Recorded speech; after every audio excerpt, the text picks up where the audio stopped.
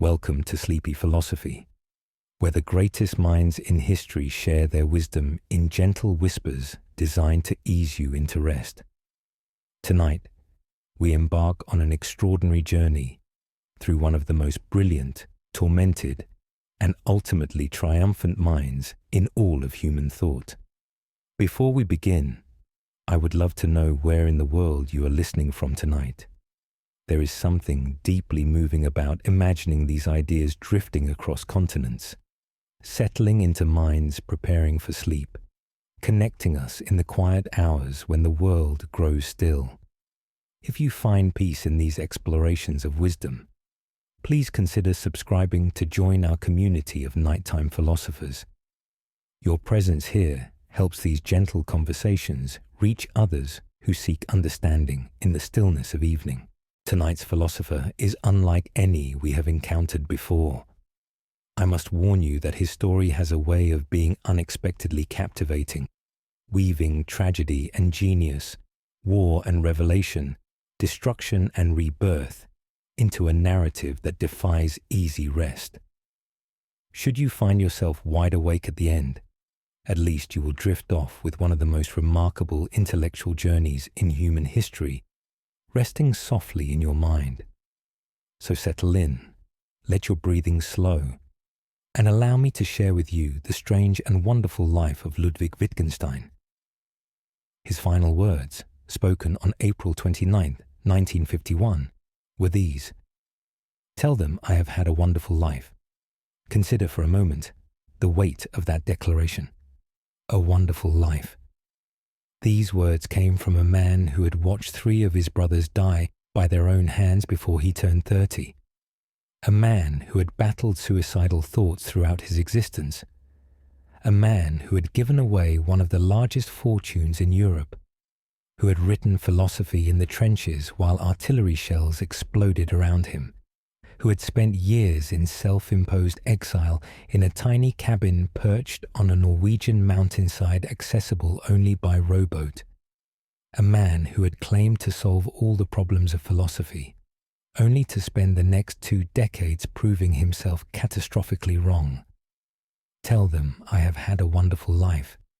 Tonight, we will discover why a soul so tormented by doubt, so haunted by family tragedy, so relentless in his intellectual self-destruction, could speak those words with what all who knew him recognized as perfect sincerity.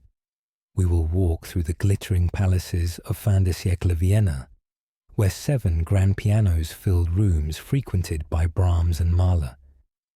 We will witness the systematic unraveling of a family cursed by genius and depression.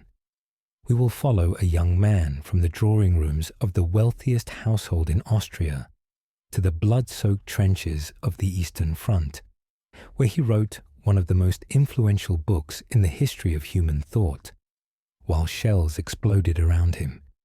And we will watch as that same man, having declared philosophy finished, slowly came to realize that everything he had written was wrong, and found the courage to start again from nothing. Ludwig Wittgenstein is considered by many to be the greatest philosopher of the 20th century. What makes his achievement remarkable is not simply what he thought, but how he lived and what that living cost him. His story is one of relentless honesty, of a mind that refused to accept comfortable answers, of a soul that demanded absolute clarity even when clarity brought only more questions. Let us begin in Vienna, in the year 1889, in a palace where music filled every room and shadows gathered in every corner. The Wittgenstein Palace on the Alligasse stood as a monument to the extraordinary wealth and cultural ambition of one family.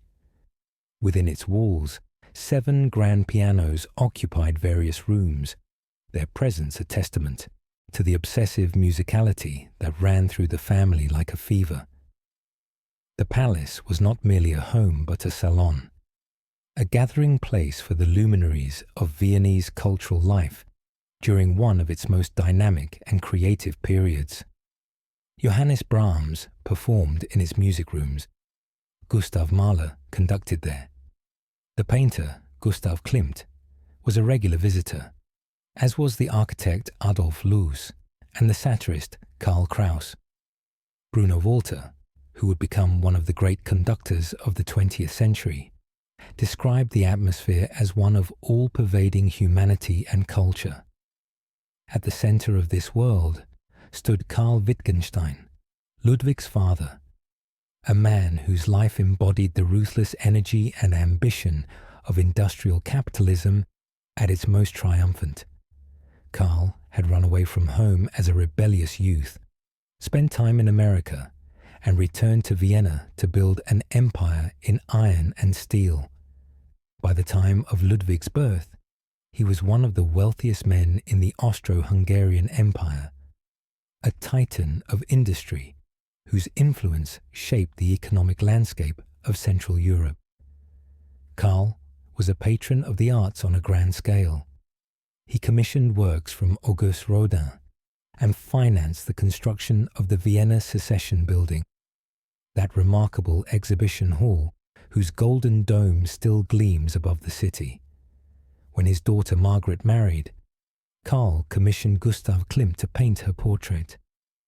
The family moved in circles where genius was expected, where extraordinary achievement was the baseline, and where anything less than excellence was regarded as failure.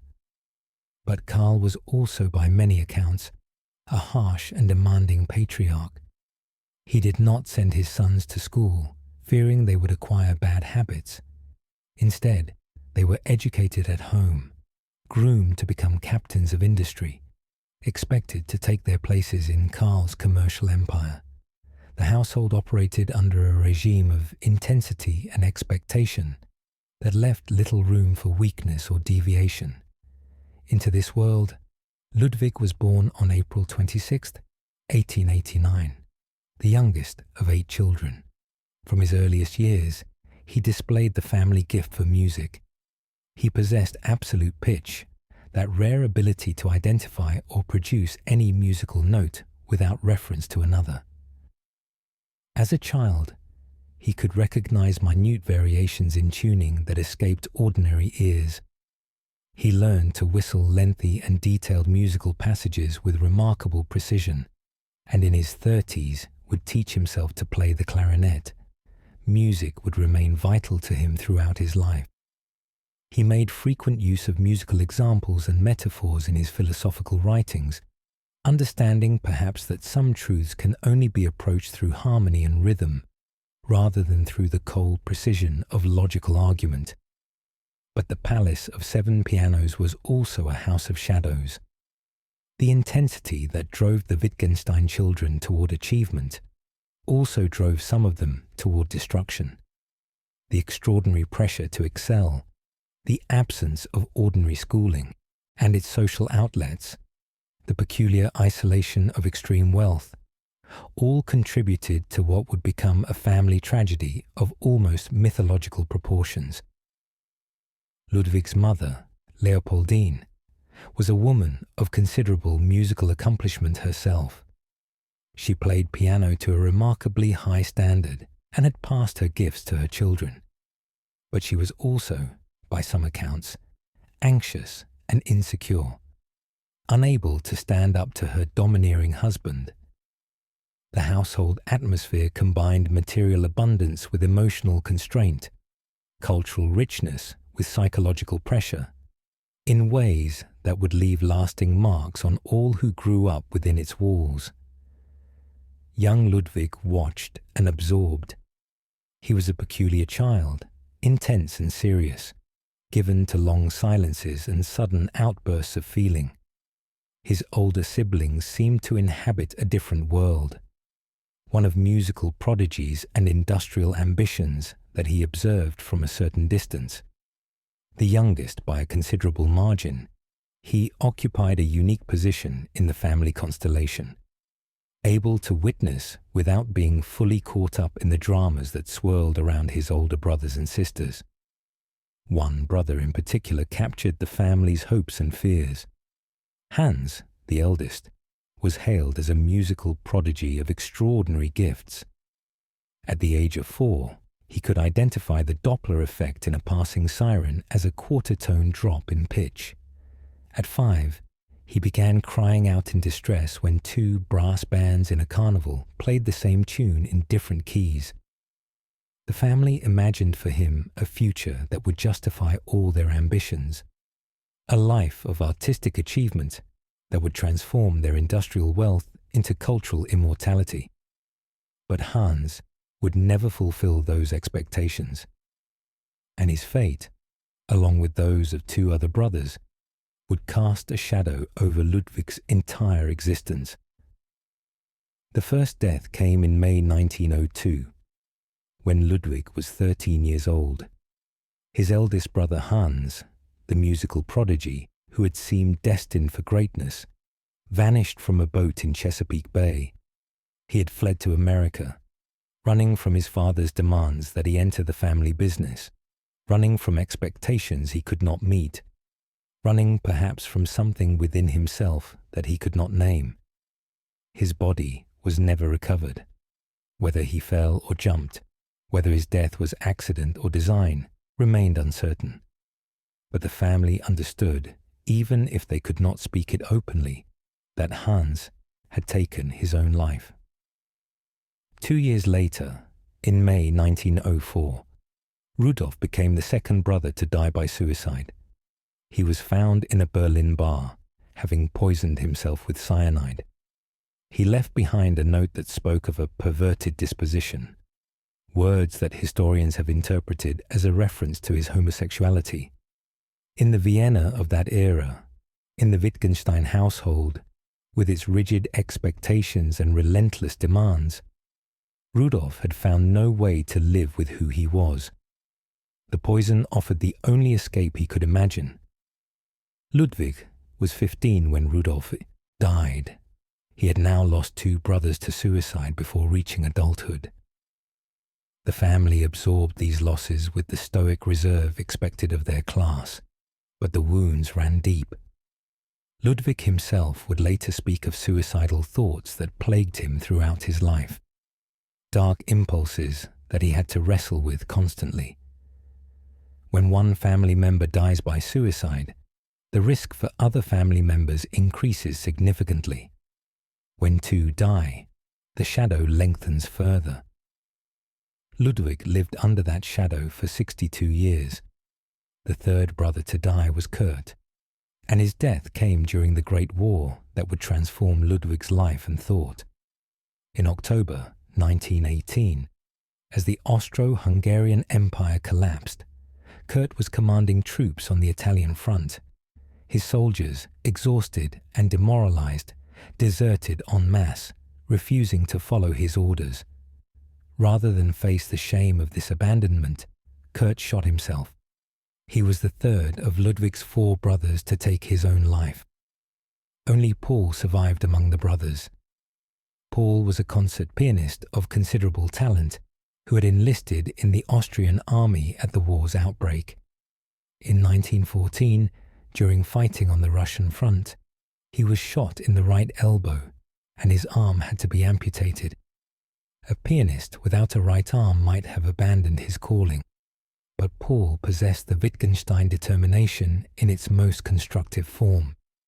He commissioned works for the left hand alone from the greatest composers of his era. Maurice Ravel wrote his famous piano concerto for the left hand for Paul Wittgenstein. Sergei Prokofiev, Benjamin Britten, and Richard Strauss all created work specifically for him.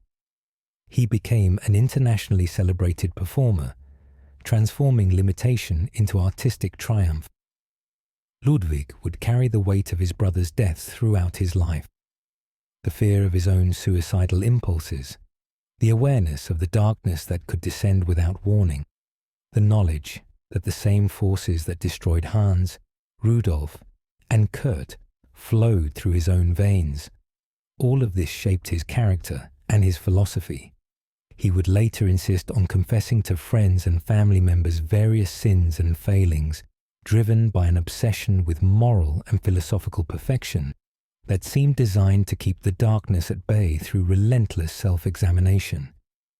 And yet, despite everything, Ludwig Wittgenstein did not take his own life. He battled the impulses, acknowledged them, spoke of them with characteristic honesty, but ultimately chose to live. Understanding why he made that choice and what that choice meant for his philosophy is part of the mystery we are exploring tonight. The young Ludwig found solace in reading. During his school years, he discovered Arthur Schopenhauer, the great pessimist philosopher, whose work spoke directly to his condition. Schopenhauer had written extensively about suffering, about the will to live and its inevitable frustrations, about the possibility of finding peace through the renunciation of desire. The philosopher had even discussed suicide, arguing that it was not immoral, but rather represented a final assertion of will. For a teenager surrounded by family tragedy, these ideas offered a framework for understanding experiences that otherwise seemed beyond comprehension. But Schopenhauer also offered something else, something that would prove more lasting than his pessimism. He insisted that there were aspects of reality that could not be captured in ordinary language or rational thought. Music, art, mystical experience, these pointed toward truths that lay beyond the reach of philosophical discourse. This insight that there might be profound truths that could be shown but not said would later become central to Wittgenstein's own philosophy. Ludwig attended the Realschule in Linz, a school emphasizing technical subjects. By a strange coincidence of history, Adolf Hitler was a student at the same school during the same period, though whether the two ever interacted remains unknown and probably unknowable. What we do know is that Ludwig stood out as peculiar even in that environment. He was intense, brilliant, and utterly unlike his classmates. The ordinary social interactions that came naturally to others seemed foreign to him, as if he were observing human behavior from some great distance. It was during these years that Ludwig lost his religious faith. The Wittgenstein children had been baptized Catholic and raised in the Catholic tradition of their maternal grandmother, but the loss of Hans and Rudolf, combined with Ludwig's reading of Schopenhauer, undermined whatever simple belief he might have held. He would later describe seeing every problem from a religious point of view, while simultaneously resisting formal religion. The God of the churches seemed too small for the mystery of existence, too easily captured in creeds and doctrines that could not accommodate the silence that surrounded the truly important questions. And yet the religious impulse never entirely left him. Throughout his life, Ludwig would display what one observer called the characteristics of a religious contemplative of the hermit type. He alternated between periods of prominence in academic life and periods of extreme withdrawal and abnegation. He sought confession not from priests but from friends and family, insisting on revealing his failures with a severity that sometimes alarmed those who heard him. He was searching for something that religion promised, but that organized religion seemed unable to deliver. A truth that could be lived rather than merely stated. A wisdom that could transform existence rather than merely explain it. In 1906, Ludwig left Austria to study mechanical engineering in Berlin. 2 years later, he traveled to England, enrolling at the Victoria University of Manchester to pursue research in aeronautics. The Wright brothers had made their first flight just 5 years earlier, and the field of aviation was exploding with possibility and innovation. Ludwig threw himself into the practical work of designing aircraft, and his contributions were not trivial. He developed an innovative propeller design that would earn him a patent in 1911, a design whose principles remain relevant to aviation engineering to this day. Here was a young man who could have become a successful engineer who had the mathematical ability and the practical skills to build things that flew. The Wittgenstein fortune would have supported any career he chose, and mechanical engineering offered a path that combined intellectual challenge with concrete achievement.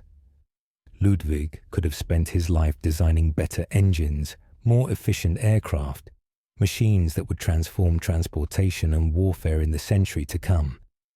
But something was not satisfied. The practical work of engineering, however challenging, did not reach the questions that truly mattered to him. He found himself increasingly drawn to the mathematics underlying his engineering work, and from mathematics to questions about the foundations of mathematics itself. What are numbers really? What makes mathematical truths true? How can abstract symbols on a page tell us anything about the physical world? These questions led him to the work of Gottlob Frege, a German mathematician and philosopher who had devoted his life to establishing the logical foundations of arithmetic. Frege had developed a new symbolic logic, far more powerful than anything previously available, a logic that promised to reduce all of mathematics to a small set of basic logical principles. His work was technical, demanding, and revolutionary. Most engineers would have found it irrelevant to their practical concerns. Ludwig found it irresistible. In 1911, Ludwig made a pilgrimage to Vienna to meet Frege personally. The conversation that followed would change the course of his life. Frege, recognizing something in this intense young Austrian, advised him to study with Bertrand Russell at Cambridge. Russell was then at the height of his powers, working with Alfred North Whitehead on Principia Mathematica, a monumental attempt to derive all of mathematics from pure logic. If Ludwig wanted to understand the foundations of mathematics and logic, Russell was the man to see. And so, in the autumn of 1911, Ludwig Wittgenstein arrived at Cambridge to study with Bertrand Russell. He was 22 years old, wealthy beyond most people's imagination, utterly inexperienced in academic philosophy, and about to transform the field more profoundly than anyone since Kant. Russell's first impression was not entirely favourable. An unknown German appeared, Russell wrote to a friend, obstinate and perverse, but I think not stupid. The Austrian visitor had a habit of showing up at Russell's rooms late at night, pacing back and forth in agitated silence, refusing to leave until he had worked through whatever problem possessed him. Russell sometimes sat by the fire, wondering whether he was dealing with a genius or a madman, and whether he had any obligation to endure these exhausting visitations. But within a year, Russell's assessment had changed completely. "I shall certainly encourage him," he wrote. "Perhaps he will do great things. I love him and feel he will solve the problems I am too old to solve." This was an extraordinary admission from a man of Russell's stature and ego. Russell was himself one of the great philosophers of the age, author of important works on mathematics, logic, and epistemology, a thinker of international reputation. To acknowledge that his student might surpass him, that the problems Russell himself could not solve might yield to this strange young Austrian, required both intellectual honesty and genuine generosity. The relationship between Russell and Wittgenstein was intense, emotional, and ultimately painful for both. Ludwig demanded from Russell a kind of intellectual engagement that few could sustain. He would challenge Russell's arguments relentlessly, point out errors in the early proofs of Principia Mathematica, push discussions late into the night until both men were exhausted. When his sister Hermine visited Cambridge, Russell startled her by saying, "We expect the next big step in philosophy to be taken by your brother." But alongside the intellectual intimacy ran currents of frustration and misunderstanding. Ludwig despaired of ever making Russell truly understand what he was trying to say. The older philosopher, for all his brilliance, seemed to miss the deepest points, to grasp the technical details while losing the spirit that animated them.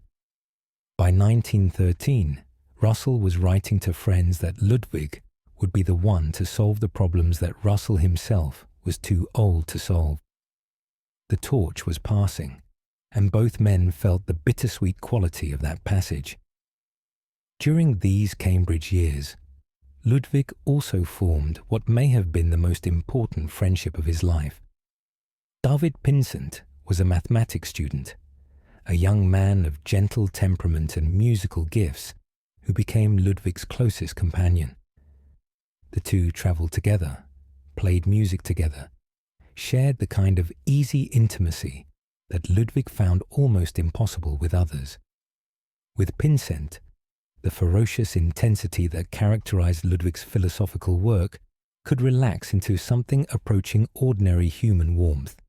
They took holidays in Iceland and Norway, with Pinsent recording in his diary the strange experience of travelling with someone so utterly unlike anyone he had ever known. Ludwig's mood swung unpredictably. His demands on those around him could be exhausting. But Pinsent saw through to something genuine and lovable beneath the difficult exterior, and their friendship provided Ludwig with an anchor in a world where he often felt himself adrift. This friendship would end in tragedy, like so much else in Ludwig's life. But that tragedy lay in the future. For now, in the years before the Great War, Ludwig and Pinsent represented a kind of possibility, a way that human connection might flourish even in the shadow of family curse and psychological torment. By 1913, Ludwig had come to feel that Cambridge, for all its intellectual stimulation, was not the place where his deepest work could be done. The social obligations, the endless conversations, the very presence of other minds pressing against his own, all of this seemed to interfere with the concentration his philosophical problems required. He needed solitude, not the comfortable solitude of a study, but the radical isolation of somewhere truly remote. Russell tried to dissuade him. "I said it would be lonely," Russell later recalled, and he said he prostituted his mind talking to intelligent people. This was characteristic of Ludwig's uncompromising nature. Other philosophers might thrive on discussion and debate, sharpening their ideas against the ideas of others. Ludwig felt that such engagement corrupted his thinking, dragged him away from the depths where real insight dwelt, forced him to express thoughts before they had fully formed. And so he went to Norway, not to Oslo or Bergen, not to any city where academic philosophy might find him, but to Skjolden, a tiny village at the innermost point of the Sognefjord, Norway's longest and deepest inlet. He arrived in October 1913, initially intending a short visit, but he found in that landscape something he had been seeking without knowing it, a correspondence between external and internal isolation that allowed his mind to work as it needed to work. The fjord cut deep into the mountains, its dark waters reflecting peaks that rose steep and sudden from the shore. In winter, the sun barely appeared above the horizon, and the long darkness wrapped around the village like a blanket. The air was cold and clean, the silence broken only by wind and water. Here was a place where the distractions of civilization could not reach, where the mind might turn entirely inward and confront whatever it found there. Ludwig did not simply rent rooms in the village. He commissioned the construction of a cabin, a small wooden structure perched on a steep ledge above Lake Eidsvatnet, which fed into the fjord. The cabin could only be reached by rowing across the lake and then climbing the mountainside. There was no road, no easy path for visitors to follow. The isolation was deliberate and complete. The locals called it Little Austria, this cabin built by the wealthy foreigner who spoke Norwegian with an accent, but who learned their language well enough for basic conversation. They observed his habits with the curiosity of people who have seen few outsiders and fewer still who chose to live as he did. He spent his days writing and walking, following paths along the mountain slopes, returning to his cabin to continue the work that consumed him. He spoke to almost no one. He wanted it that way. One story captures his fierce protection of his solitude. A man had the temerity to walk past his cabin, presumably on some errand of his own. Ludwig emerged in fury, shouting that now it would take him a fortnight before he could find his way back to the thought he had been having before the interruption. Whether this story is literally true matters less than what it reveals about his state of mind. Every external disturbance was an assault on the delicate process of philosophical discovery. The world and its inhabitants were obstacles to be eliminated. In this isolation, Ludwig wrote the notes on logic that would form the foundation of his first major work. He was grappling with questions that had occupied Frege and Russell: the nature of logical propositions, the relationship between language and reality, the foundations of meaningful discourse. But his approach was increasingly his own, shaped by insights that neither of his teachers could fully follow. He also read.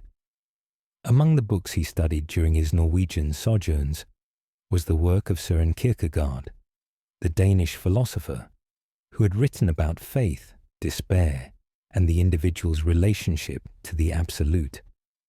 Ludwig learned Danish specifically to read Kierkegaard in the original, unwilling to trust translators with texts that mattered so much. In Kierkegaard, he found a kindred spirit, someone who understood that the most important truths could not be communicated directly, but had to be approached obliquely, through irony and indirection, through what was shown rather than what was said. The cabin in Skjolden would remain important to Ludwig throughout his life. He returned to it again and again, whenever he needed to escape the demands of academic life or the pressures of human society. His longest stay was 13 months, but there were many shorter visits, each one a retreat into the conditions that best suited his peculiar genius. The last visit came in 1950, when he was already dying of cancer, accompanied by a friend who fell ill and had to be moved to a nursing home further up the fjord. Ludwig had intended to return alone, but his own health failed, and he never saw his Norwegian refuge again. But all of this lay in the future during those first years before the war. In 1913 and 1914, Ludwig was a young man of 24 and 25, building a cabin, walking mountain paths, filling notebooks with the ideas that would eventually transform philosophy. He had no way of knowing that the world he knew was about to end, that the great empires of Europe were stumbling toward a catastrophe that would kill millions and reshape civilization. The summer of 1914 found him in Austria, visiting his family when the guns of August began to fire. When war came, Ludwig did not hesitate. He volunteered immediately for the Austrian army, despite being wealthy enough to avoid service entirely, despite suffering from a double hernia that would have provided a medical exemption. He wanted to face death. He wrote in his private notebooks that only death gives life its meaning, and the war offered an opportunity to confront mortality in its most extreme form. This desire to encounter death was not simple patriotism or youthful foolishness. Ludwig had been living under the shadow of his brother's suicides for more than a decade. He had battled his own suicidal impulses constantly. The war offered something different from self-destruction. It offered the chance to discover what he was made of, to test his courage and his character against the ultimate challenge. If he died, it would not be by his own hand. If he lived, he would have proved something to himself that could not be proved any other way. He requested the most dangerous assignments available. When he could have served in relative safety behind the lines, he insisted on postings at the front. He volunteered for observation duty in no man's land, standing at exposed positions while artillery shells crashed around him through the night. The terror he felt was real, and he chastised himself for feeling it. To fear death, he wrote in his notebooks, comes from a false view of life. His courage under fire was not the bravado of someone who does not understand danger. It was the disciplined self-mastery of someone who understood perfectly well that he might die at any moment, and who had decided that this understanding must not be allowed to determine his actions. He was awarded the Bronze Medal for Valor during the Brusilov Offensive of 1916, when Russian forces launched one of the most devastating attacks of the war. Later, he received the Silver Medal for Valor Second Class. His comrades recognized him as someone who could be relied upon in the worst circumstances, even if they found him strange and difficult to understand. Throughout all of this, he continued his philosophical work. He carried notebooks with him constantly, writing during lulls in the fighting, thinking through logical problems while waiting for the next assault. The contrast is almost impossible to comprehend. A man working out the formal structure of propositions while other men died around him, filling pages with symbolic notation while the world collapsed into mud and blood and poison gas. He also carried another book, one that became his constant companion during the war years. Tolstoy's Gospel in Brief was a condensation of the four Gospels into what Tolstoy considered their essential ethical teaching, stripped of miracles and supernatural elements. Ludwig kept this book with him at all times, reading it so often that his fellow soldiers called him the man with the Gospels. He found in Tolstoy a voice that spoke to his condition, a wisdom that helped him endure what he was experiencing. Man is powerless in the flesh, but free by the spirit, Ludwig wrote in his diary, quoting Tolstoy. This distinction between flesh and spirit, between the outer circumstances over which we have no control and the inner attitude which remains our own to shape, became central to his wartime understanding. The shells would fall where they fell. Men would die when fate decreed. But how one faced this reality, what one made of it internally, remained a matter of choice. This was not a philosophy of passive resignation, but of active spiritual discipline, a way of maintaining integrity in circumstances designed to destroy it. The war brought personal tragedy as well as general horror.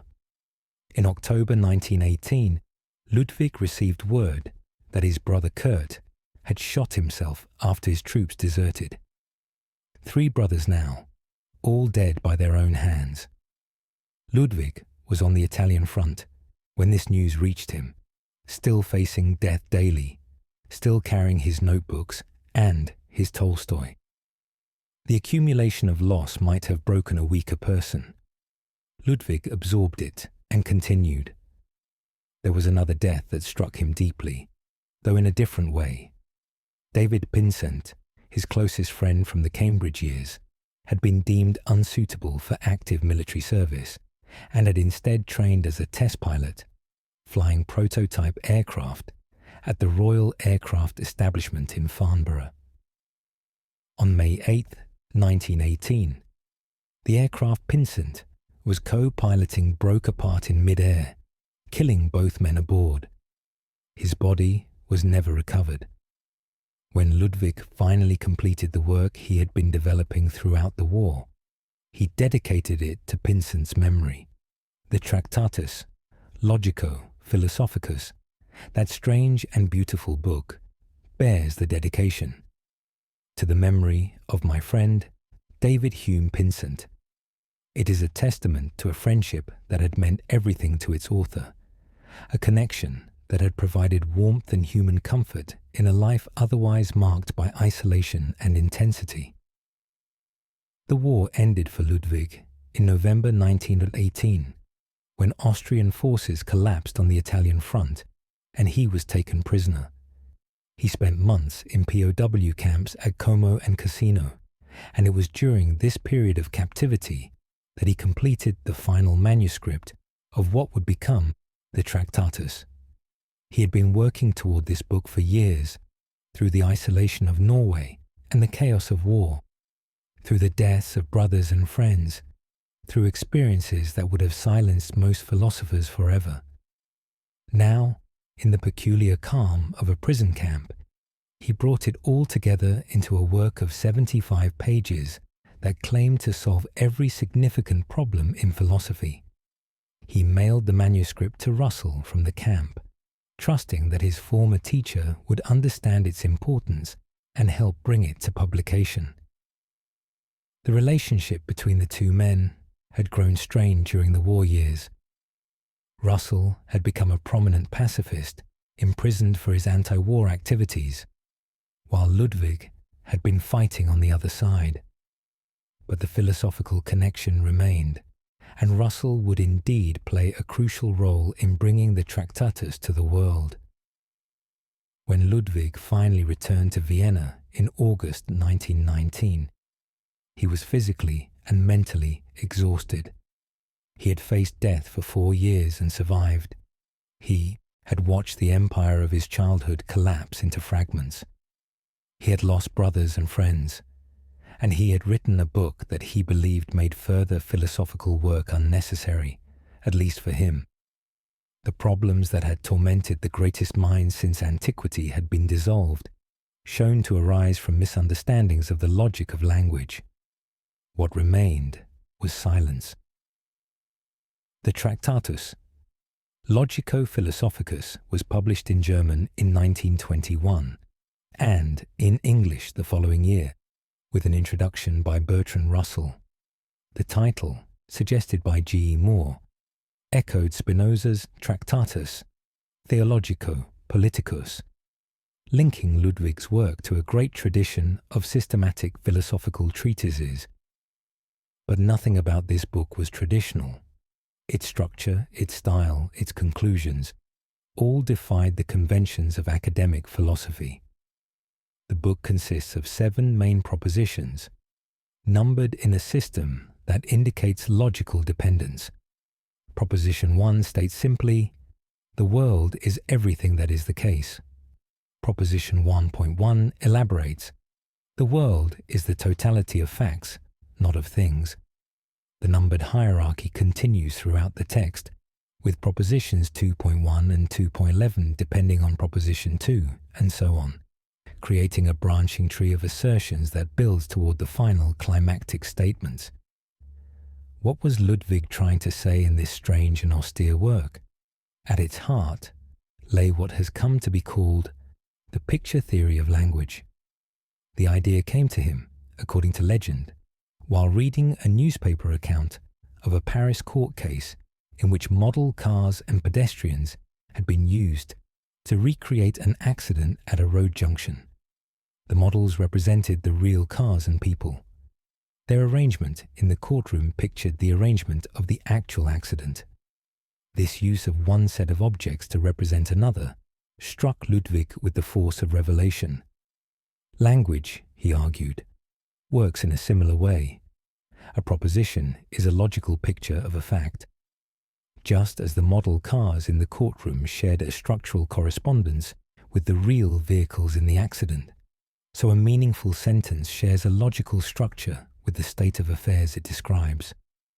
The words and their arrangement mirror, in some abstract sense, the objects and their relationships in the world.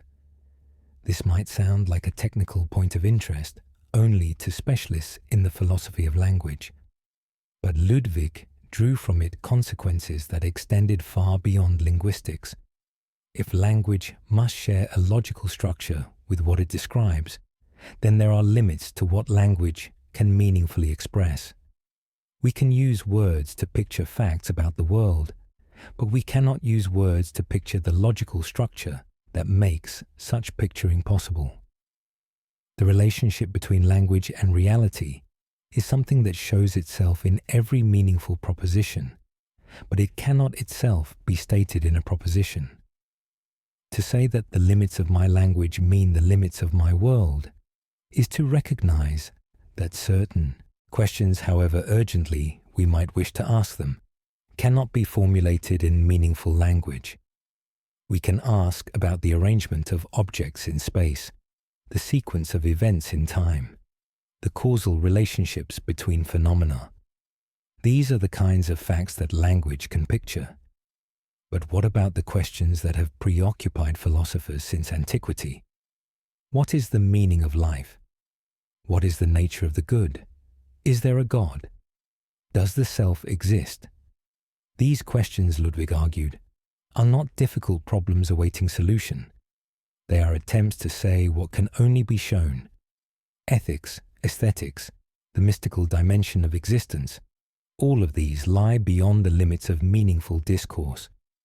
We cannot speak about them because they do not consist of facts that language could picture. They transcend the world, and language can only deal with what is in the world. This might sound like a dismissal of everything that matters most in human life. If we cannot speak meaningfully about ethics, or the soul, or the divine, are we not being told that these things are illusions or irrelevancies? Ludwig insisted otherwise. In a letter to his prospective publisher, he wrote that the point of the Tractatus was ethical, and that the important part of the book was what he had not written. By drawing the limits of meaningful discourse from within, he had shown where those limits lay. Everything beyond them, everything truly important, was thereby protected from the confusion and distortion that arises when we try to speak about what cannot be spoken.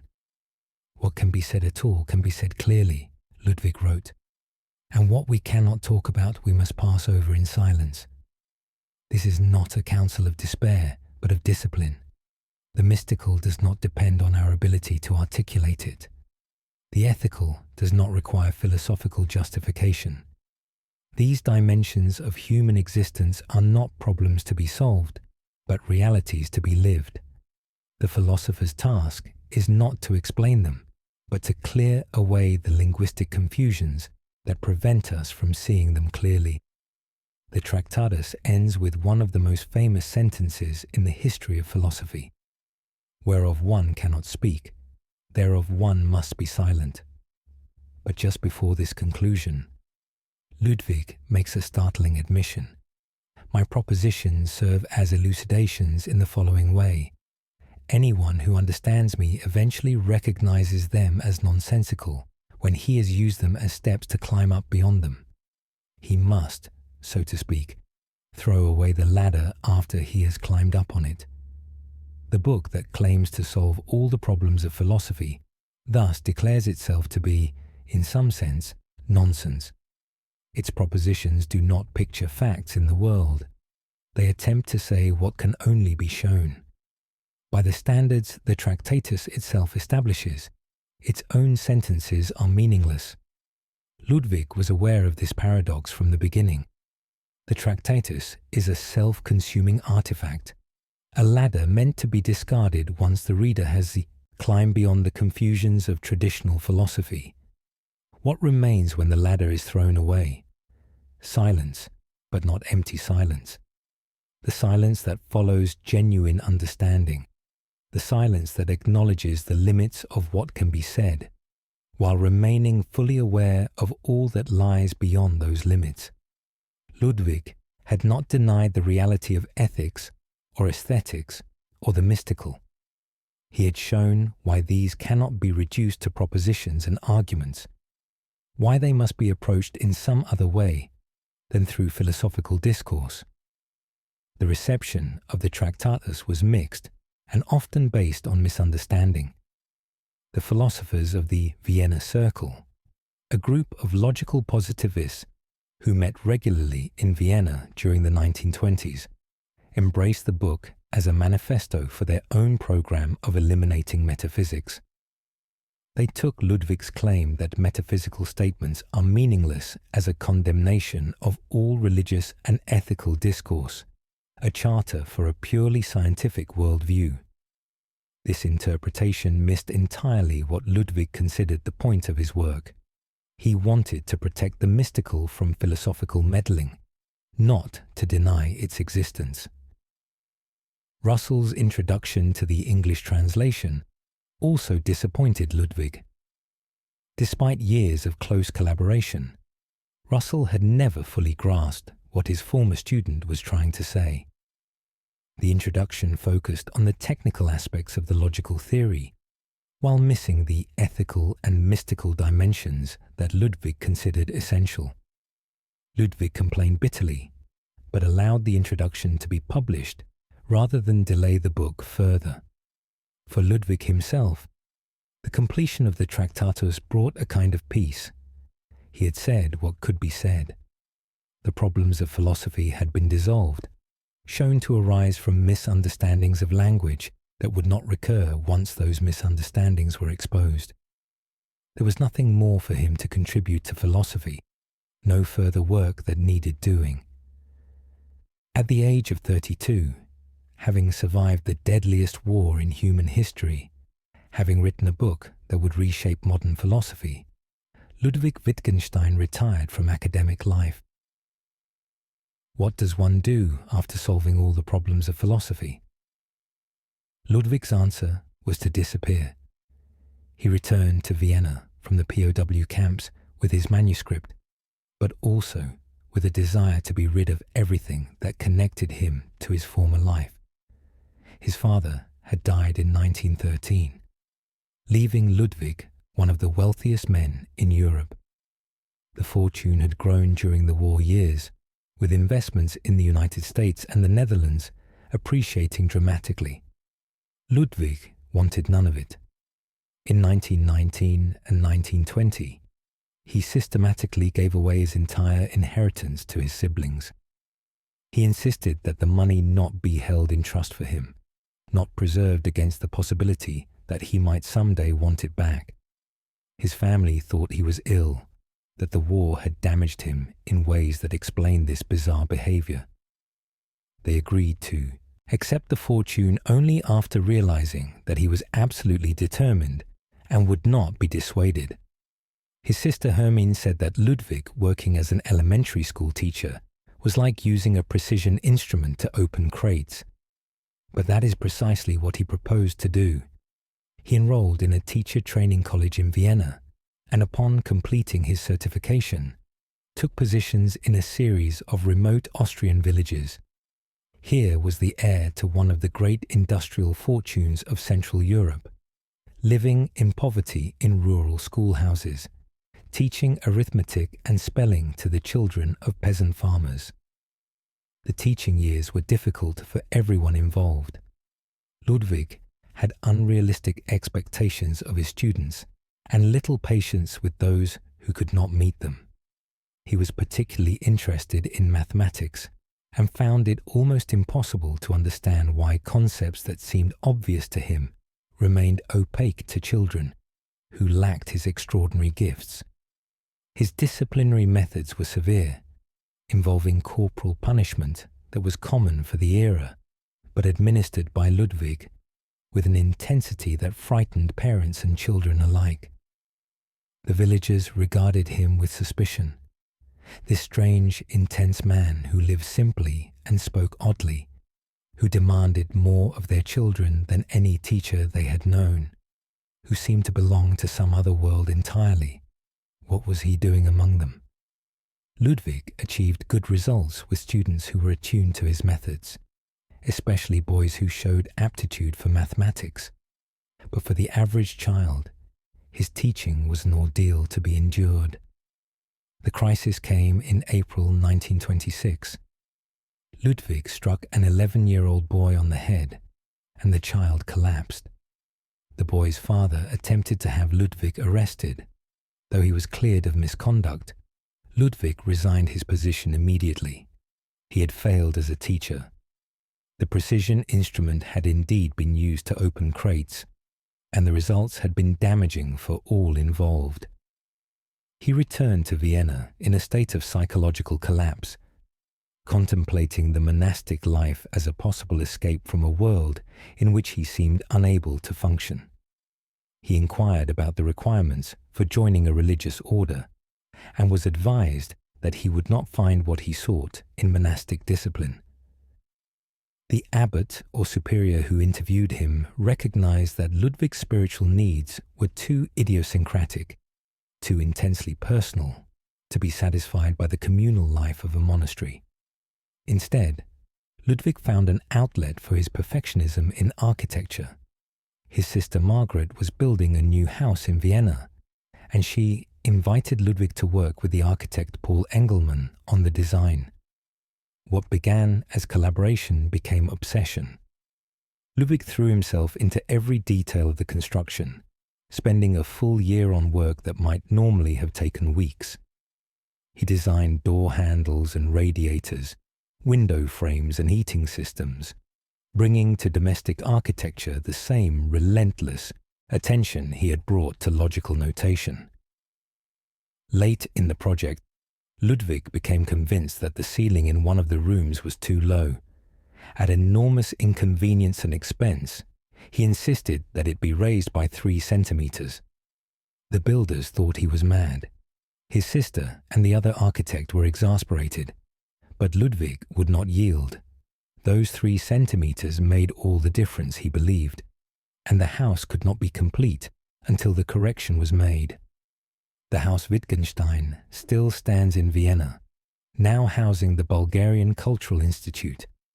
It is a remarkable building, spare and austere in the modernist style, with none of the ornamentation that characterized Viennese architecture of the previous generation.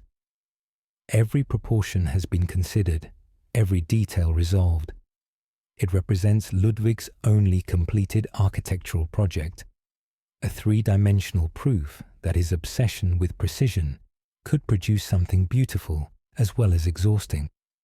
But architecture was a detour, not a destination. By the late 1920s, Ludwig was being drawn back toward philosophy. The Tractatus had not, after all, solved every problem. Conversations with members of the Vienna Circle exposed difficulties in his earlier thinking. A young mathematician named Frank Ramsey travelled from Cambridge to meet with Ludwig and discuss the logical theory of the Tractatus. These discussions revealed gaps and inconsistencies that Ludwig could not ignore. The picture theory of language, which had seemed so powerful during the war years, began to look inadequate. Language did not actually function as a series of logical pictures. The meaning of words could not be reduced to their relationship with objects in the world. There were entire dimensions of human discourse that the Tractatus had simply ignored or dismissed, dimensions that Ludwig now recognized as essential to understanding how language actually worked. In 1929, Ludwig returned to Cambridge.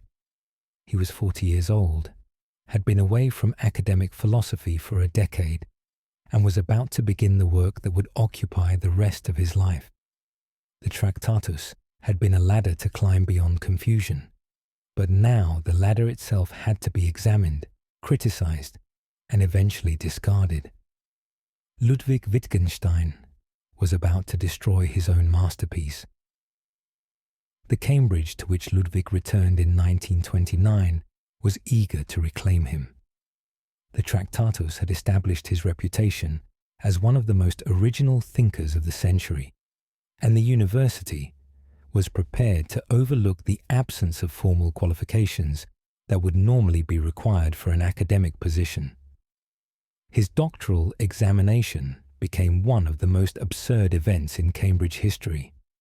Russell and Moore, 2 of the most distinguished philosophers in the English-speaking world, served as his examiners. The work they were examining was the Tractatus, which Ludwig had written years earlier, and which had already transformed the field. The examination was a formality, but Ludwig found even formalities difficult to endure with patience. At one point, he clapped his examiners on the shoulders and told them not to worry, that he knew they would never understand his work. Russell and Moore exchanged glances and awarded the degree anyway. Whatever Ludwig's social deficiencies, his philosophical genius was beyond question. He began teaching, and almost immediately a cult formed around him. Students who attended his lectures and seminars found themselves in the presence of someone utterly unlike any professor they had encountered. Ludwig did not lecture in the conventional sense. He thought aloud, wrestling with problems in real time, following chains of reasoning wherever they led, sometimes falling into long silences when the difficulties became too great to resolve immediately. His face would contort with the effort of thinking. He would pace, gesture, occasionally cry out in frustration or triumph. The economist John Maynard Keynes, who had known Ludwig before the war, said that Wittgenstein was regarded as a sort of deity, at least in Cambridge. Students competed for the privilege of attending his seminars, which were held in his own rooms rather than in university lecture halls. The atmosphere was intense, almost religious. Questions were encouraged, but only if they were genuine questions, arising from real confusion rather than from a desire to display cleverness. Ludwig could smell intellectual dishonesty from a great distance, and his response to it was withering. His living conditions remained deliberately Spartan. He furnished his rooms with deck chairs and folding furniture, eschewing the comfortable academic lifestyle that his position would have allowed. He ate simply, often taking his meals at the same cheap restaurant day after day, ordering the same food without variation. The austerity that had characterized his years as a village school teacher persisted into his years as a Cambridge professor. During the 1930s, Ludwig's thinking developed rapidly. The conversations with Ramsay before returning to Cambridge had exposed problems with the Tractatus, and now Ludwig was working through the implications systematically. He dictated notes to his students, material that would later be published as the Blue and Brown books, named for the colour of their original covers. These notes show a philosopher in transition, abandoning the logical architecture of his early work, while not yet having fully developed the alternative that would emerge in his later philosophy. The American philosopher Norman Malcolm, who studied with Ludwig during this period, later credited the Italian economist Piero Sraffa with breaking Wittgenstein's attachment to the picture theory of language. The story goes that during a conversation about meaning and representation, Sraffa made a rude gesture, brushing his chin with his fingertips in the Italian manner that signifies contemptuous dismissal. "What is the logical form of that?" Sraffa asked. Ludwig was stumped. The gesture meant something clearly, but it did not picture a fact in the way the Tractatus required. Here was meaning without representation, communication without logical structure. Whether this single incident was truly decisive or merely symbolic of a larger transformation, the result was clear. By the mid-1930s, Ludwig had abandoned the central claims of the Tractatus and was developing an entirely new approach to philosophical problems. Language was not a calculus of logical pictures, but something more like a collection of games, each with its own rules, each embedded in human activities and forms of life that gave it meaning. In 1939, Ludwig was appointed to the chair of philosophy at Cambridge, succeeding G.E. Moore. It was one of the most prestigious positions in academic philosophy, and Ludwig accepted it with severe misgivings. He did not believe that philosophy should be a profession, that people should be paid to think about ultimate questions. The institutionalization of philosophical inquiry seemed to him a kind of corruption. turning what should be a matter of passionate individual engagement into routine academic employment. When war came again in 1939, Ludwig did not seek a combat role as he had in 1914. He was 50 years old, no longer the young man who had craved the encounter with death. Instead, he served as a porter at Guy's Hospital in London, and later as a research technician in a medical laboratory in Newcastle. These humble positions suited his temperament better than professorial dignity. He wanted to be useful, to contribute something practical to the war effort, without claiming any special status or privilege. After the war, he returned to Cambridge, but found academic life increasingly intolerable. In 1947, he resigned his professorship, unable to continue in a role that felt wrong for reasons he could not entirely articulate. He travelled to Ireland, seeking the kind of rural isolation that had always served his philosophical work best. He lived in a cottage on the west coast, writing and rewriting the material that would become the Philosophical Investigations. Before we turn to that final work, there is one more episode from the Cambridge years that deserves attention, both for the light it sheds on Ludwig's character and for its sheer dramatic quality. On the evening of October 25th, 1946, the Cambridge Moral Sciences Club held one of its regular meetings.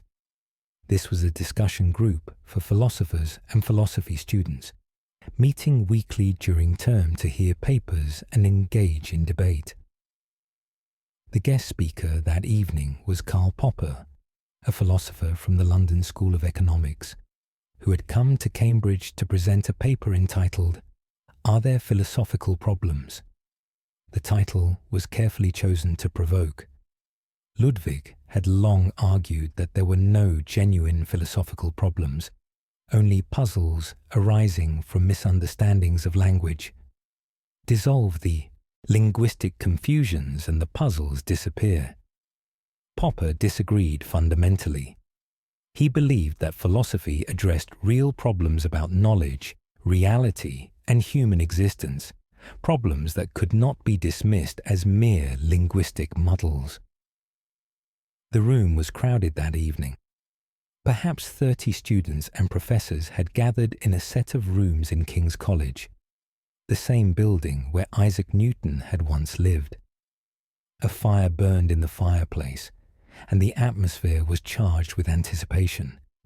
Everyone knew that Ludwig could be volatile, that his responses to intellectual challenge were unpredictable, that something memorable might occur. What happened next has been debated for decades. The accounts of those present diverge significantly, and Popper's own version of events, published years later, has been contested by other witnesses. But the general outline is clear enough. Popper began presenting his paper, arguing that philosophy dealt with genuine problems requiring genuine solutions. Ludwig interrupted almost immediately, challenging Popper's claims, demanding examples of these supposed philosophical problems. The exchange grew heated. Ludwig was pacing near the fireplace, becoming increasingly agitated. At some point, Ludwig picked up a poker from the fireplace. What he did with it next is disputed. By some accounts, he gestured with it to emphasize his points, waving the iron implement as his voice rose. By other accounts, he merely held it while speaking, the physical object perhaps providing something for his restless hands to grip. By Popper's own later account, Ludwig brandished the poker threateningly, demanding that Popper provide an example of a moral rule. Bertrand Russell, who was present that evening as an emeritus presence, intervened. "Put down that poker at once," he commanded. Ludwig either threw down the poker with a clatter or set it down more calmly, depending on whose memory one trusts. Then he stalked out of the room, slamming the door behind him. Rumours spread rapidly. Within weeks, letters were arriving from as far as New Zealand, asking whether it was true that Wittgenstein and Popper had come to blows, both armed with pokers. The incident became legendary, a symbol of philosophical passion taken to absurd extremes, of the intensity that made Ludwig both brilliant and impossible. What is certain is that this was the only occasion when Russell, Ludwig and Popper were all in the same room together. Three of the most significant philosophers of the 20th century, representing three different approaches to the fundamental questions, meeting once in circumstances of conflict and confusion. The poker incident captures something essential about Ludwig's character: his inability to treat ideas as mere professional matters, his insistence that philosophy was a life or death struggle for understanding, his conviction that anyone who disagreed with him was not merely mistaken, but somehow morally compromised. Popper and Ludwig never met again. Their philosophical differences were real and deep.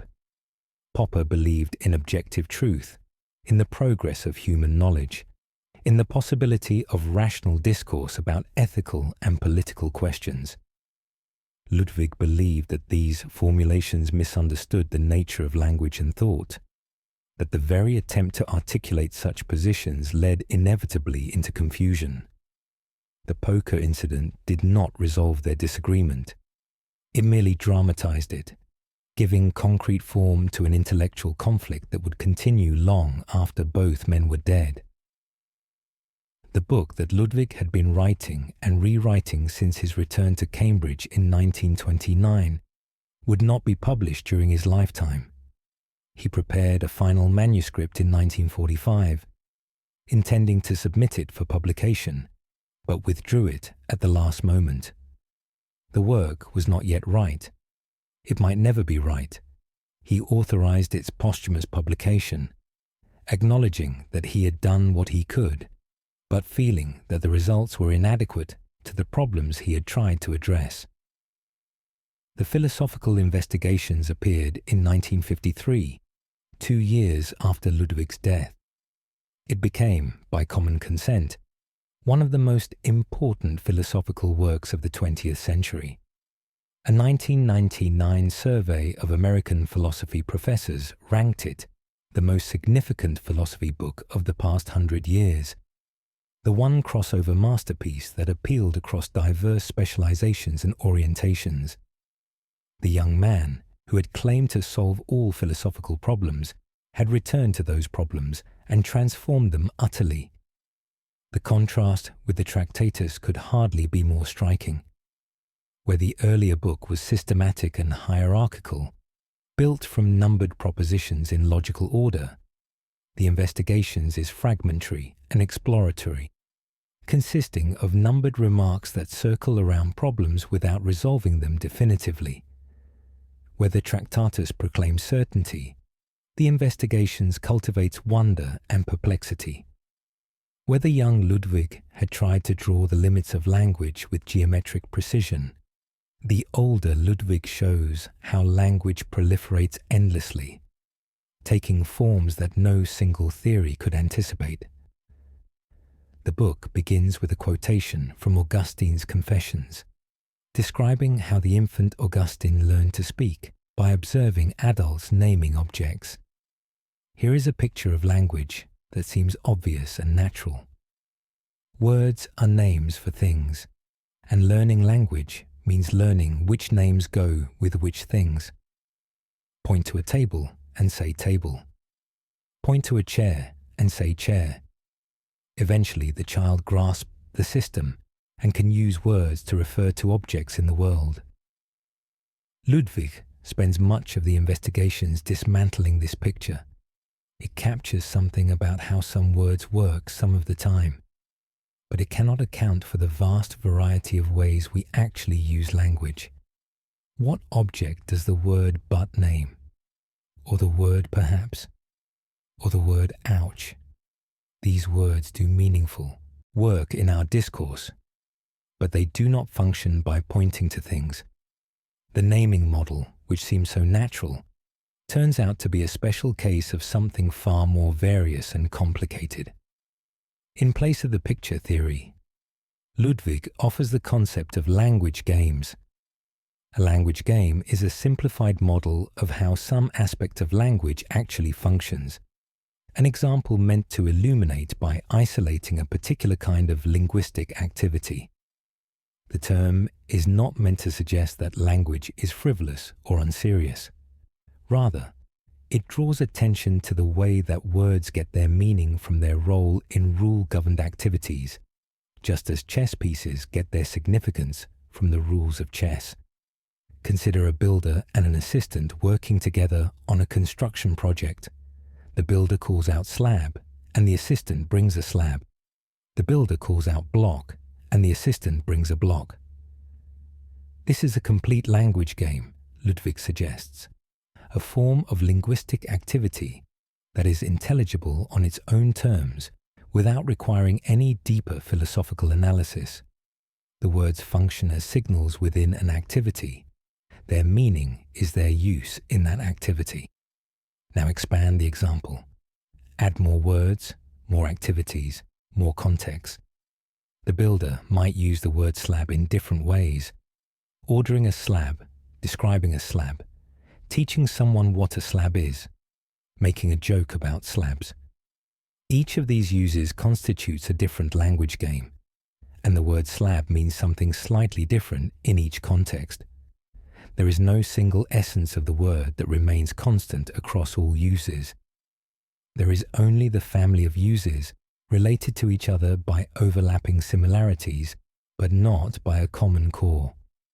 This notion of family resemblance became one of Ludwig's most influential contributions.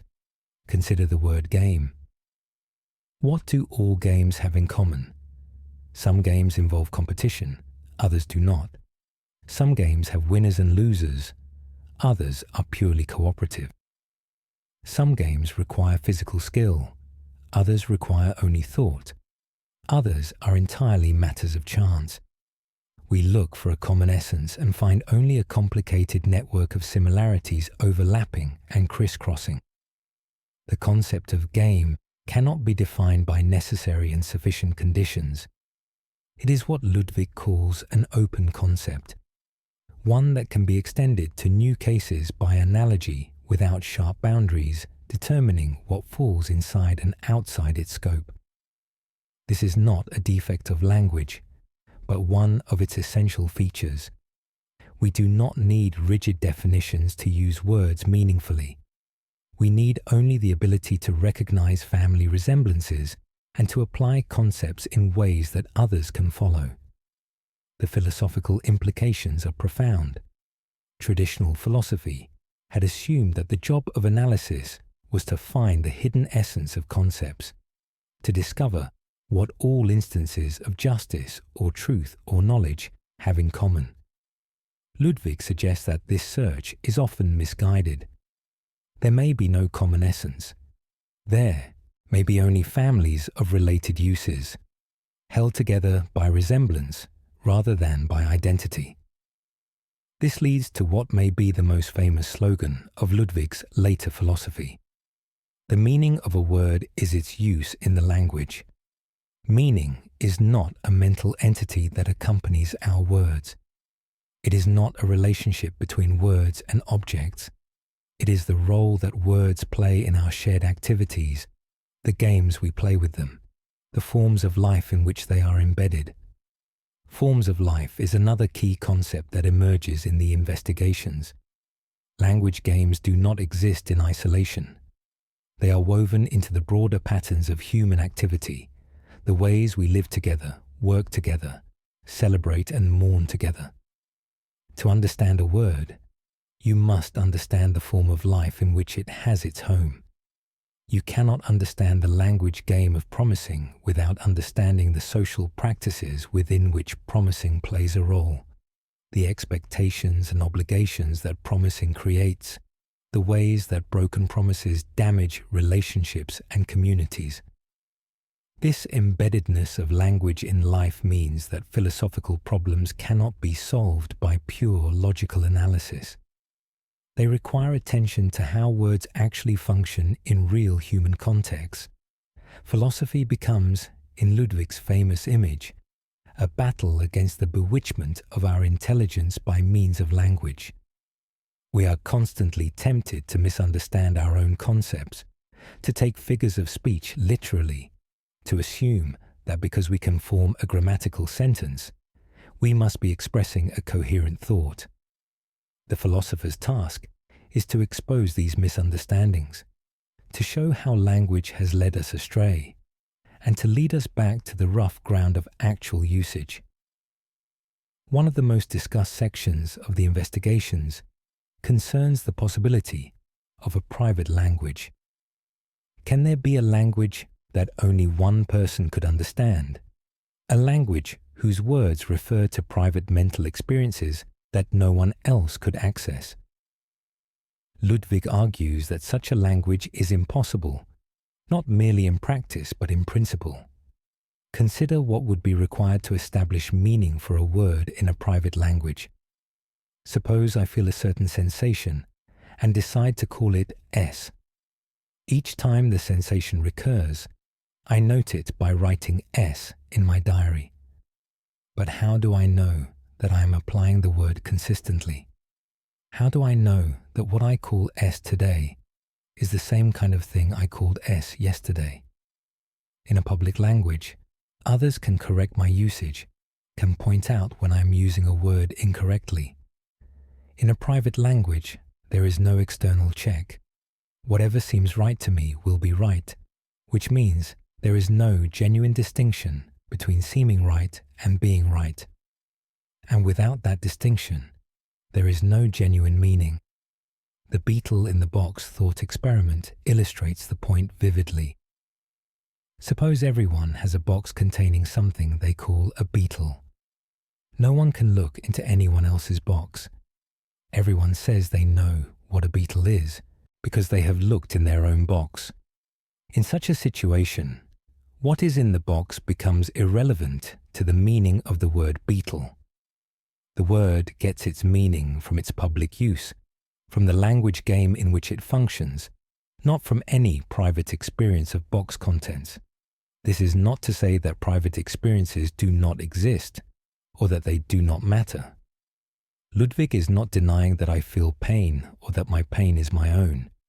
He is arguing that the words we use to talk about our experiences get their meaning from public criteria, from the language games in which we learn to describe our inner lives. I learn the word pain in context where my behavior signals distress and others respond with comfort or concern. The word connects to experience through public interaction, not through private ostension. Philosophy, thus described, is not a theoretical discipline that discovers truths about the world. It is a therapeutic activity that cures us of the confusions we fall into when we misunderstand our own language. The philosopher resembles a therapist more than a scientist, helping people see what has been in front of them all along, removing the obstacles that prevent clear vision. The goal, Ludwig famously wrote, is to show the fly the way out of the fly bottle. The fly bottle is a trap made of glass. The fly can see the world outside but cannot find its way to freedom. It buzzes against the transparent walls, unable to understand why it cannot reach the space it can see so clearly.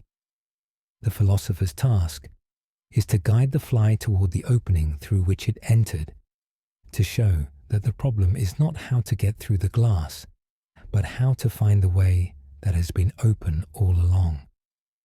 This conception of philosophy might seem deflationary, as if Ludwig were denying that philosophy has anything important to say. But the opposite is closer to the truth. By clearing away the confusions that traditional philosophy had accumulated, Ludwig hoped to let the things that really matter come into view. Ethics, aesthetics, the meaning of life. These do not require philosophical theories. They require clear perception, undistorted by the false problems that arise when language goes on holiday. The phrase "language goes on holiday" captures something essential. In ordinary life, words work perfectly well. We communicate, coordinate activities, express feelings, make promises, tell stories. Language does its job. Problems arise when we take words out of their natural context, when we try to examine them in isolation, when we ask questions like, what is meaning itself? Or what is thinking really? These questions seem deep but may be merely confused, arising from the attempt to treat language as if it were something other than a set of tools for living together. The Investigations does not answer the traditional questions of philosophy. It dissolves them, showing them to be artifacts of linguistic confusion rather than genuine problems awaiting solution. This dissolution is not a loss, but a liberation. We are freed from the endless spinning of philosophical wheels, freed to attend to the actual difficulties of human existence rather than the pseudo-difficulties manufactured by metaphysical speculation. After resigning his professorship in 1947, Ludwig sought the solitude he had always needed for his deepest work. He travelled to Ireland, settling first in a farmhouse in Wicklow and later in a cottage in Galway on the west coast. The Atlantic stretched endlessly to the west, and the landscape offered the kind of stark beauty that had always spoken to him. He lived simply, as he had lived simply his entire adult life, without luxury or pretension, focused entirely on the philosophical work that still consumed him. He was not entirely alone during these years. Friends visited, students corresponded with him, and he maintained the connections that had sustained him through decades of otherwise solitary effort. Norman Malcolm, his former student at Cambridge, invited him to stay at his home in the United States, and Ludwig accepted. The conversations with Malcolm during this visit sparked new lines of thinking, particularly around questions of certainty and knowledge that had preoccupied G.E. Moore. Moore had argued that we can know certain common sense propositions with complete certainty. Here is one hand, and here is another. Ludwig found this answer unsatisfying, not because he thought we could doubt whether we had hands, but because he thought Moore had misunderstood what kind of claim was being made.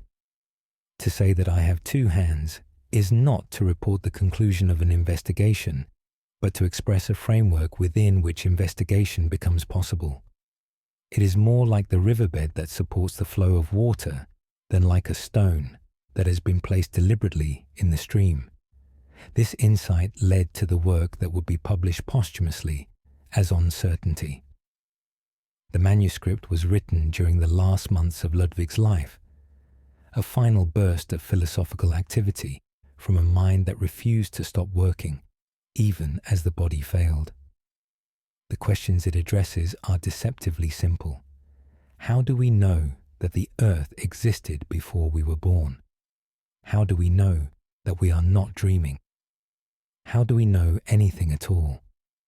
Ludwig's answers challenge the traditional frameworks of epistemology. Knowledge and doubt, he suggests, make sense only against a background of certainties that are not themselves items of knowledge. The child does not first doubt and then learn.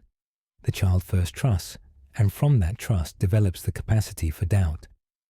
The framework must be in place before skeptical questions can arise, and that framework is not established by evidence, but by how we are initiated into practices and forms of life. In 1949, Ludwig received a diagnosis that might have seemed like a verdict of doom: prostate cancer that had spread to his bone marrow. He had months to live, perhaps a year. His response surprised those who knew him. "That is very good," he said when given the news. For a man who had battled suicidal thoughts throughout his life, who had watched 3 brothers die by their own hands, who had faced death in the trenches of the Great War, the approach of natural death was not unwelcome. He did not have to decide whether to continue living. The decision had been made for him.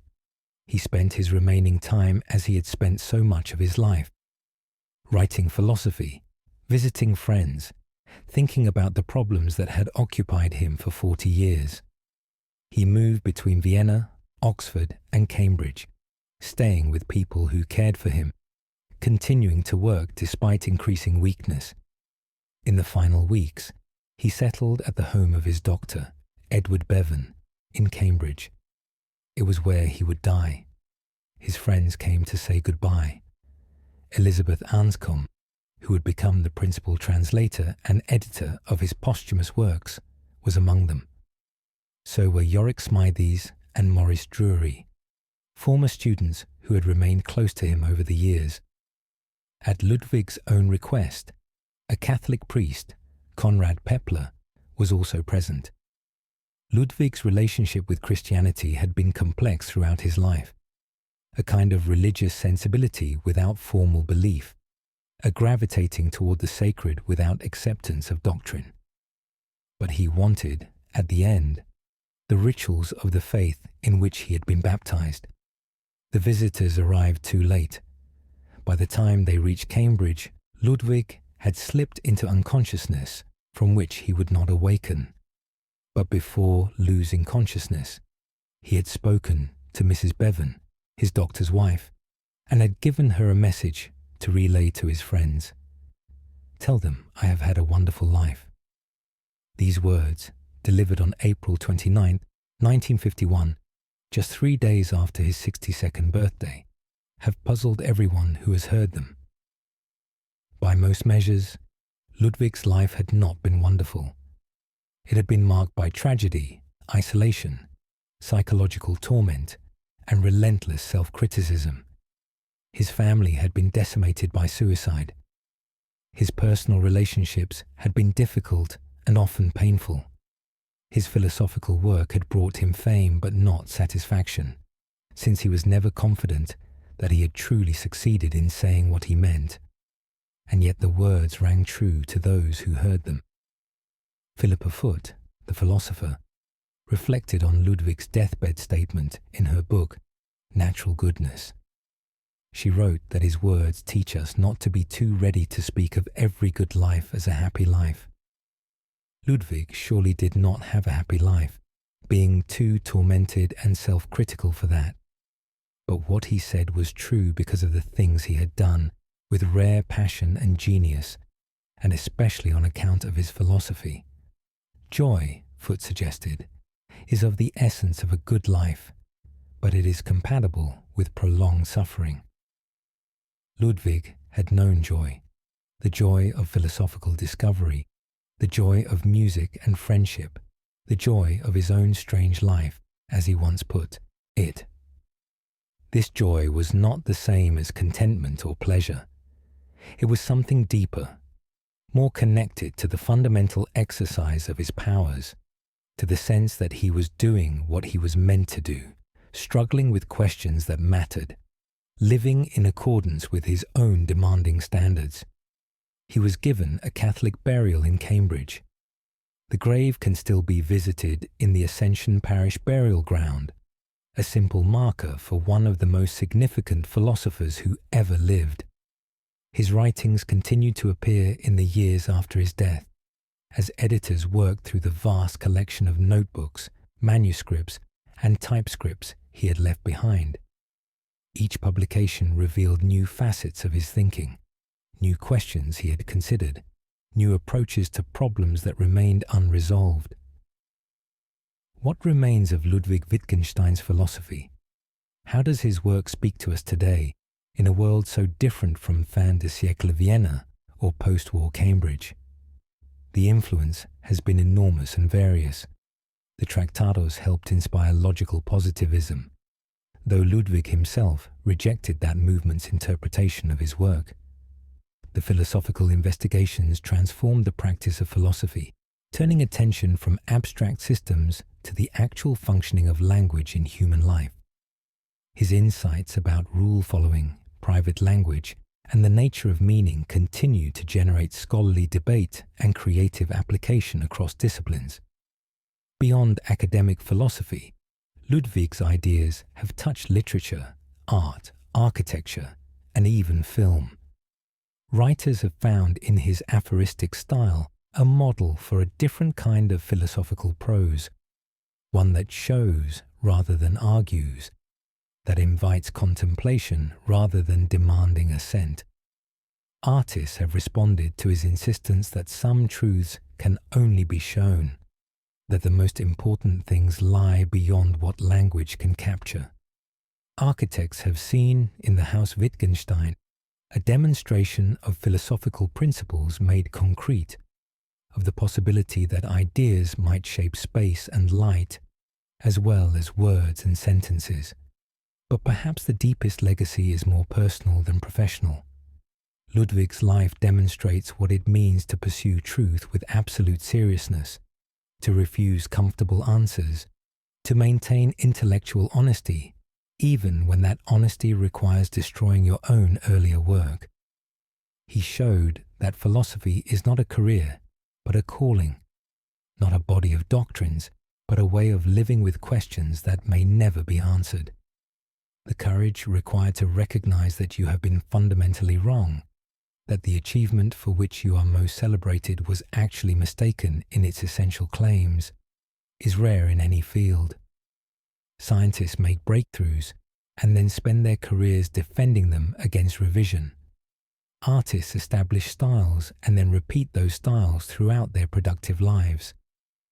Philosophers build systems and then protect those systems against all challenges. Ludwig did something different. He examined his own most cherished ideas with the same rigor he applied to the ideas of others. He found them wanting.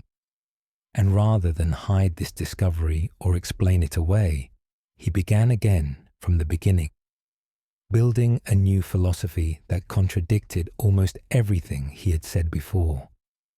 This willingness to start over, to sacrifice the comfort of established reputation for the uncertainty of genuine inquiry, is perhaps the most valuable thing Ludwig has to teach us. We all hold beliefs that we have never seriously examined. We all rest comfortable in frameworks that we inherited from our families, our cultures, our education. To question these frameworks takes courage. To abandon them when the questioning shows them to be inadequate takes even more. As this night deepens around us and consciousness begins its gentle descent towards sleep, let us rest for a moment with what we have learned from this extraordinary mind. Ludwig Wittgenstein was born into unimaginable wealth and gave it all away. He could have lived in comfort and ease, but chose instead the rigors of a village schoolhouse, the isolation of a Norwegian fjord, the discipline of philosophical work that brought no final certainty. He watched 3 brothers die by their own hands and struggled throughout his life with the same dark impulses. But he did not succumb. Something held him to existence, some combination of philosophical passion and sheer determination that kept him working, thinking, questioning, even when the darkness pressed closest. He wrote a book that claimed to solve all the problems of philosophy, then spent the rest of his life showing why that book was wrong. This was not failure, but the highest form of intellectual success, the willingness to learn from one's mistakes, to follow the argument wherever it leads, to value truth more than reputation, and at the end, facing death without the comfort of certainty that the religious among us might claim. He declared that his life had been wonderful, not happy perhaps, not comfortable or easy or free from suffering, but wonderful nonetheless, filled with the wonder of genuine inquiry, the wonder of music and friendship, the wonder of questions that open onto depths we cannot fathom.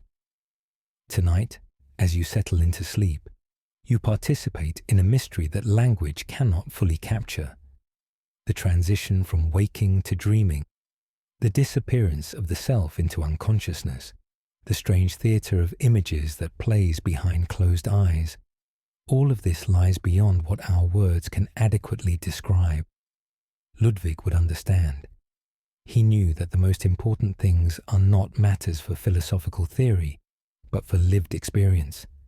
They show themselves in the way we wake and sleep, love and grieve, work and rest. The limits of your language may mean the limits of your world, but those limits are not walls, they are horizons. Beyond them lies what cannot be said, but only shown, what cannot be argued, but only lived. The religious impulse that Ludwig never quite abandoned pointed toward this beyond, this silence that surrounds our speaking, this darkness that cradles our light. Let that darkness cradle you now. The day's words have been spoken, its arguments concluded, its questions temporarily set aside. In the quiet that follows, something shows itself that could never be put into propositions. Rest in that showing. Allow it to be enough. Ludwig Wittgenstein began his philosophical career by drawing limits, by marking the boundary between what can be said and what must be passed over in silence. He ended that career by showing how language lives and moves within human communities, how meaning emerges from shared activities and forms of life.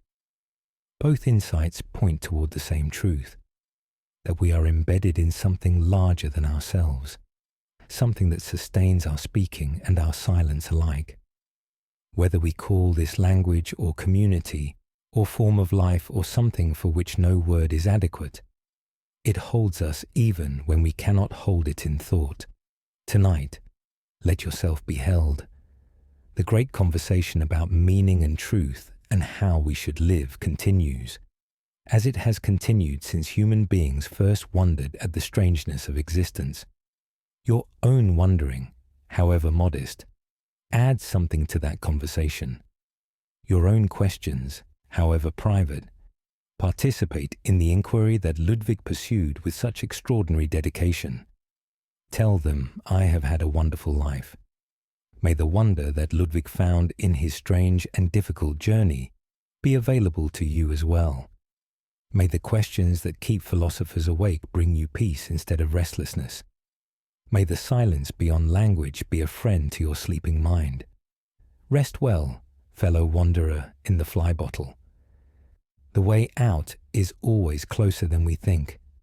Sometimes it opens just as we stop looking for it, just as we give ourselves permission to rest, just as we let the glass walls dissolve into air. Sweet dreams, and thank you for listening tonight. If you found peace in this exploration, please consider liking and subscribing to join our community of nighttime philosophers.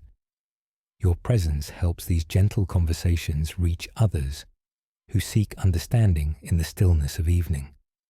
Until next time, may your questions be genuine and your silences profound.